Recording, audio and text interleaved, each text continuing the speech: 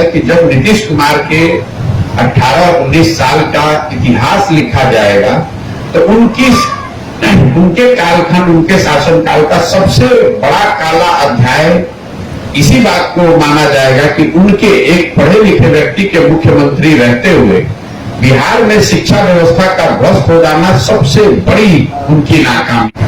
हर योजना में व्यवस्थित तरीके से 10% से लेकर 40% तक पीसी का कमीशन काटा जाना निश्चित है। तो ये जो 3 शब्द हैं, मैंने आपको 3 समस्या बताई। जो सबसे बड़ी समस्या है बेरोजगारी, पलायन, शिक्षा का ध्वस्त होना और किसानों की जो बदहाली है। और 3 जो सबसे ज्यादा सुने जाने वाले शब्द हैं वो है अफसरशाही से परेशान जनता, सरकारी विभागों में फैला हुआ भ्रष्टाचार और सरकारी योजनाओं में काटे जाने वाला पीसी। इसके अलावा 3 जो यहाँ रोजगार के साधन अभी हैं, इस पर मैं आपको बताना चाहता हूं। बिहार में रोजगार के 3 ही बड़े अवसर बच गए हैं।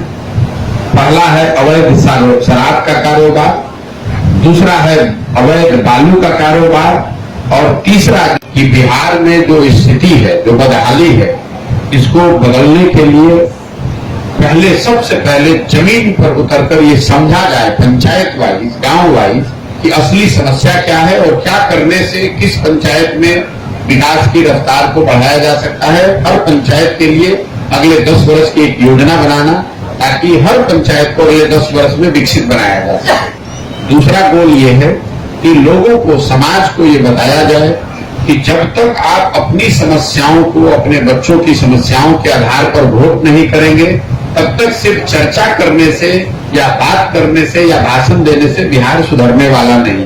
राजनीति और सत्ता को समाज बदल सकता है। जब तक समाज में सुधार नहीं होगा, समाज में वो समझ नहीं आएगी, तब तक राजनीति नहीं सुधर सकता। 500 रुपया लेकर या मुर्गा भात खाकर मुखिया के चुनाव में वोट दीजिएगा तो आपका मुखिया किसी भी हालत में ईमानदार नहीं हो सकता। रीगा चीनी मिल की बात सब लोग उठा रहे हैं, पढ़ा लिखा आदमी हो, पत्रकार हो, गरीब हो, किसान हो, सब बता रहा है। रीगा चीनी मिल आज से नहीं बंद है। रीगा चीनी मिल बंद होने के बाद यहाँ कई चुनाव हुए, लेकिन सांसद वही चुन कर आ रहा है जो पिछले 3 बार से आ रहा है। तो बिहार के लोगों की समस्या यह है कि हम अपनी समस्याओं के बारे में जानते हैं, जब हम वोट देने जाते हैं तो हम उन समस्याओं पर वोट नहीं देते। आपने वोट देते समय रीगा चीनी मिल पर वोट नहीं दिया, आपने वोट दिया पुलवामा पर, आपने वोट दिया जाति पर, आपने वोट दिया राम मंदिर के लिए, आपने वोट दिया 5 किलो अनाज के लिए। तो रीगा मिल चालू होगा कैसे? रीगा मिल तो तब चालू होगा ना जब उस मिल पर आप मिल के बनने या न बनने, चलने या न चलने पर वोट करें। यही शुभकामना है तेजस्वी यादव को। उनके माँ बाप यहाँ 15 साल मुख्यमंत्री रहे, अब वो खुद उप मुख्यमंत्री हैं। बिहार की तो उन्होंने दिशाहीन कर दिया। कम से कम अभी जब जनता ने उनको जिम्मेवारी दी है तो बिहार में कुछ नहीं तो कम से कम जिन विभागों के वो मंत्री हैं उसका दिशा ठीक कर दें। बिहार में अस्पतालों की दशा सुधार दें, बिहार में सड़कों की दशा सुधार दें, बिहार में ग्रामीण कार्य मंत्रालय के अंतर्गत आने वाले नालियों गलियों की दशा सुधार दें। देश की दिशा की बात करना उनके लिए हम लोग अंग्रेजी में एक फ्रेज कहते हैं, पंचिंग अबव योर वेट। उनके कद से बहुत बड़ी बात है। बिहार में इस चीज का बड़ा आदत है लोगों को, जिसको न भाषा का ज्ञान है, न विषय का ज्ञान है, लेकिन टीका टिप्पणी करनी होगी तो गांव में बैठ के इजराइल और फिलिस्तीन पर टीका टिप्पणी करेंगे। अपने बच्चों के शरीर पर कपड़ा नहीं है, अपनी पढ़ाई नहीं है, खाना नहीं है, रोजगार नहीं है, लेकिन टीका टिप्पणी ये कर रहे हैं कि गाजा में क्या हो रहा है। तो यहाँ के नेताओं को भी ऐसी आदत लग गई है, बेवकूफी को ही यहाँ पर लोगों ने जमीनी हकीकत मान ली। विषय का ज्ञान है, जो आदमी शर्ट के ऊपर गंजी पहन ले उसी को यहाँ का समाज और पत्रकार और सारे लोग कहते हैं यही जमीनी नेता है। जो गाली गलौज करे, जो बदमाशी करे, रंगदारी करे, लूट करे, उसी को आप लोग कहते हैं नहीं यही बिहार में चलेगा। कोई सज्जन आदमी, कोई पढ़ा लिखा व्यक्ति, कोई समझदार व्यक्ति अगर आ जाए तो सब लोग मिलकर कहता है भैया बिहार में नहीं चलेगा। और फिर उसके बाद आप ही गाना गाइएगा कि बिहार में कोई अच्छा आदमी आता नहीं। 32 वर्ष के शासन से, लालू नीतीश से त्रस्त हो गए हैं लोग। परिवर्तन चाहते हैं लोग, नया कुछ चाहते हैं। बिहार में सुधार चाहते हैं। जातिगत सर्वे का क्या असर होगा? कोई असर नहीं होगा, इसको बोर्ड में लिखी। सत्ता में पिछले 32 वर्ष से लालू जी और नीतीश जी बैठे। 10 से ज्यादा विभाग और 50% से ज्यादा बिहार सरकार का बजट सिर्फ 2 व्यक्ति के पास है, यहाँ का मुख्यमंत्री नीतीश कुमार और उप मुख्यमंत्री तेजस्वी यादव। तो किसकी भागीदारी की ये बात कर रहे हैं? भागीदारी आप थोड़े ना दे दीजिएगा भाई, ये तो सब पर कुंडली मारकर ये खुद बैठे। और जहां तक राजनीतिक बात है तो इन दोनों दलों को चुनौती दे रहे हैं। ये जरा बता दें कि कितने अति पिछड़ों को इन्होंने टिकट दिया है, कितने अति पिछड़ों को इन्होंने विधायक बनाया है। आरजेडी के अभी जो 75 विधायक है उसमें कितने अति पिछड़े हैं, जरा ये बता दे, लिख कर दे देते हैं। अगले लोकसभा चुनाव में जदयू को, नीतीश कुमार की पार्टी को 5 सीट अगर आ जाए तो मैं सार्वजनिक तौर पर सबके सामने माफी मांगने को तैयार हूं अपनी गलती के। अगले 10 वर्ष भी ये संभव नहीं है कि भारत में हर आदमी को घर मिल जाए। अब जिसने ये बयान दिया मोदी जी ने, उन्होंने तो और बहुत सारे बयान दिए। उन्होंने तो ये भी कहा कि हर के अकाउंट में 15 लाख रुपया आ जाएगा, आज तक तो नहीं आया। मोदी जी बिहार में आए, मोतिहारी में चीनी मिल में बंद पड़े कंपाउंड में उन्होंने कहा कि इस चीनी मिल के बने हुए चीनी से चाय पीऊंगा तभी वोट लेने आऊंगा। मान लीजिए कि उन्होंने जनता को बरगलाया या झूठ बोला वोट लेने के लिए। 14 में ये बात उन्होंने कही। उसी आज तक चीनी मिल बंद है, उस चीनी मिल के 1-1 इंच जमीन को वहां के भाजपा के नेताओं ने ही लूट कर सब बांट लिया। गलती मोदी जी ने की या नहीं की वो छोड़ दीजिए। बिहार की जनता ने, मोतिहारी की जनता ने 14 के बाद जितनी बार चुनाव हुआ भाजपा को भी जिताया। साल भर के अंदर जो योजना हम लोग बना रहे हैं, हर पंचायत में 800 से 1200 नए रोजगार के अवसर हो जाएंगे, ताकि 12,000 15,000 रुपया के रोज नौकरी नहीं है लेकिन रोजगार के लिए किसी को यहां से बिहार से पलायन नहीं। 1 साल में बिहार के पलायन को रिवर्स किया जा सकता है। इसके लिए ना बजट की जरूरत है ना योजना की जरूरत है, लोगों को उनके हाथ में पैसा देने की जरूरत है। यहाँ पर कौन ऐसा व्यक्ति है जिसको 2 लाख रुपया अगर कर्ज मिल जाए और वो आदमी मजदूरी करेगा कि जाकर अपना यहाँ काम? लोगों में वो ताकत शक्ति है, लोग खुद से कुछ ना कुछ रोजी रोजगार अपना करने। पिछले वर्ष 2 अक्टूबर गांधी विद्यालय आश्रम पश्चिम चंपारण से जन स्वराज अभियान के तहत ये यात्रा शुरू हुई है।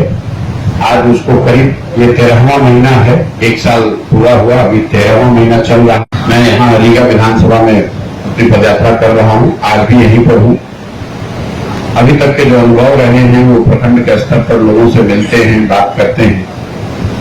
जो बिहार सीतामढ़ी के विषय में मैं कोई स्पेसिफिक बात करूं उससे पहले जो बिहार में हम लोगों ने अभी तक देखा पूरे साल भर के दौरान, उसके आधार पर मैं ये कह सकता हूं कि बिहार बेरोजगारी और पलायन ये समाज की नजर में सबसे बड़ा मुद्दा है। आप ये कह सकते हैं कि ये जानने के लिए कि यहाँ बेरोजगारी और पलायन बहुत ज्यादा है, इसके लिए आपको पदयात्रा करने की जरूरत नहीं है। लेकिन पदयात्रा करने से इन दोनों समस्याओं की विकरालता और उसके सामाजिक आर्थिक पहलुओं की जो समझ बनी है हम लोगों की, ये बताता है कि ये ऐसी समस्या है जो समाज के हर वर्ग को प्रभावित करती है। चाहे आप धनी हैं, गरीब हैं, कई लोगों को ऐसा लगता है कि पलायन जो है वो गरीबों की समस्या है।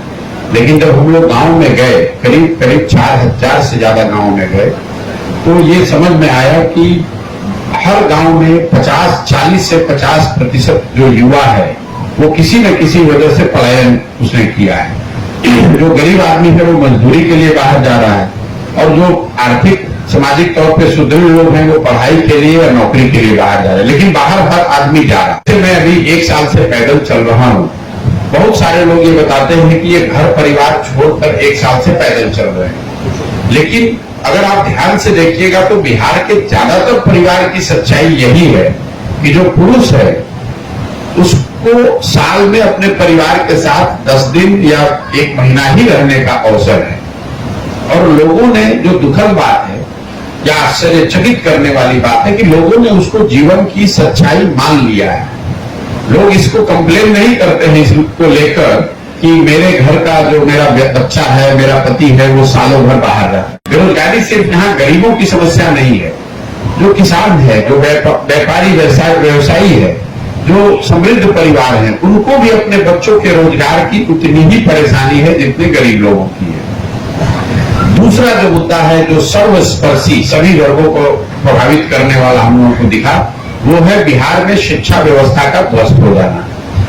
ये भी विषय ऐसा है जिसमें हर गांव में हर वर्ग के लोगों ने बताया, चाहे उनके बच्चे भले प्राइवेट में पढ़ रहे हैं, अच्छी पढ़ाई कर रहे हैं, लेकिन इस बात का बहुत बड़े स्तर पर लोगों के मन में इस बात की पीड़ा भी है, परेशानी भी है कि बिहार में शिक्षा व्यवस्था पूरी तरीके से ध्वस्त हो गई। मुझे लगता है कि जब नीतीश कुमार के 18-19 साल का इतिहास लिखा जाएगा तो उनके कालखंड, उनके शासनकाल का सबसे बड़ा काला अध्याय इसी बात को माना जाएगा कि उनके एक पढ़े लिखे व्यक्ति के मुख्यमंत्री रहते हुए बिहार में शिक्षा व्यवस्था का ध्वस्त हो जाना सबसे बड़ी उनकी नाकामी है। तो पहला जो सबसे बड़ा मुद्दा लोगों को ने बताया वो है बेरोजगारी और पलायन, दूसरा है शिक्षा व्यवस्था का ध्वस्त होना, और तीसरी जो सबसे बड़ी समस्या है वो स्वाभाविक तौर पर खेती किसानी से जुड़ी हुई है।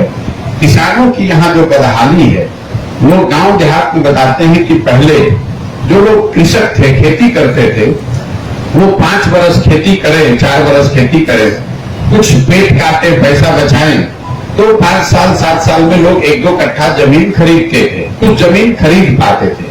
आज किसानों की बिहार में हालत ये है कि अगर आपके घर में कोई नौकरी पेशा वाला आदमी नहीं है, कोई व्यवसाय नहीं है, सिर्फ आप कृषि पर आधारित हैं और आपके घर में कोई घटना हो जाए, कोई बीमार पड़ जाए, कोई किसी बच्चे के साथ की शादी आ जाए, तो किसान को यहाँ 1-2 कट्ठा जमीन बेचना है। ये एक जनरल बात लोग गांव में बताते हैं। किसानों की समस्या के पीछे जो सबसे बड़ी 3 कारण समझ में आए, वो पहला है भूमि सुधार का लागू ना होना। बिहार में समाजवाद के नाम पर राजनीति हुआ है, गरीबों की राजनीति हुई है, लेकिन यहाँ भूमि सुधार अगर आप देखेंगे तो कभी लागू ही नहीं किया गया। उसका नतीजा ये हुआ है, ये आंकड़ा आपके लिए दे रहे हैं, बिहार में 60% लोगों के पास जमीन नहीं है। देश के स्तर पर ये आंकड़ा है 38%।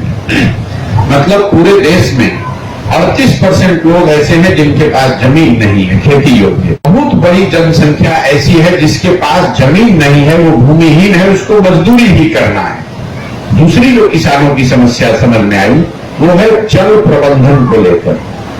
आप तो जिस क्षेत्र में हम लोग बैठे हैं, यहाँ बागमती का प्रकोप आप लोगों ने देखा है, पिछले कुछ सालों में तो शायद अब बाढ़ नहीं आ रहा है, लेकिन बाढ़ की चर्चा जल संसाधन, जल प्रबंधन पर हर जगह होती है। दूसरी एक जो बड़ी समस्या है वो है सूखा और नदियों के रास्ते बदलने से जो परेशानी है, जो चवर है, मन है, वो इतनी बड़ी समस्या है कि बाढ़ की चर्चा हम लोग सब करते हैं।